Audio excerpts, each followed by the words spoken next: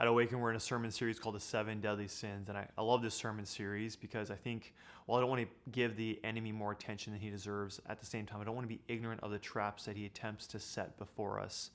But one of the problems that I find is that we become so sin conscious. We become so enemy focused and what's going on in my life and how he's setting traps in my life. And because of that, it's like us driving on a freeway and there's an accident off on the side.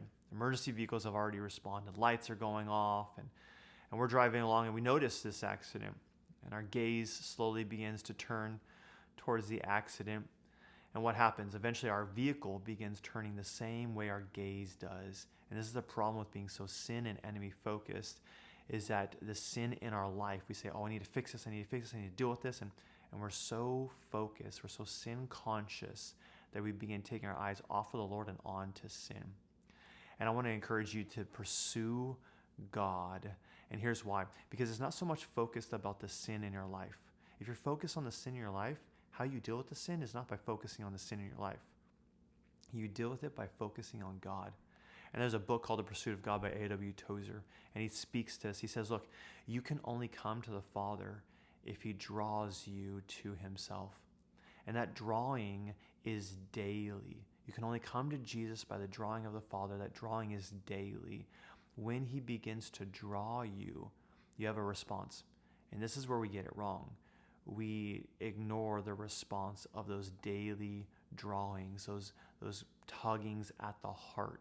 And what ends up happening is we become more calloused, we become more desensitized to the Holy Spirit, and we separate ourselves from him, and we end up falling into sin.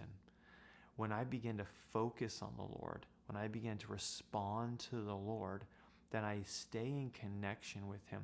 And like John chapter 15 says, by me staying in connection with him, I then begin to automatically bear good fruit. The sin in your life is not necessarily a focus that you need to put so much attention to.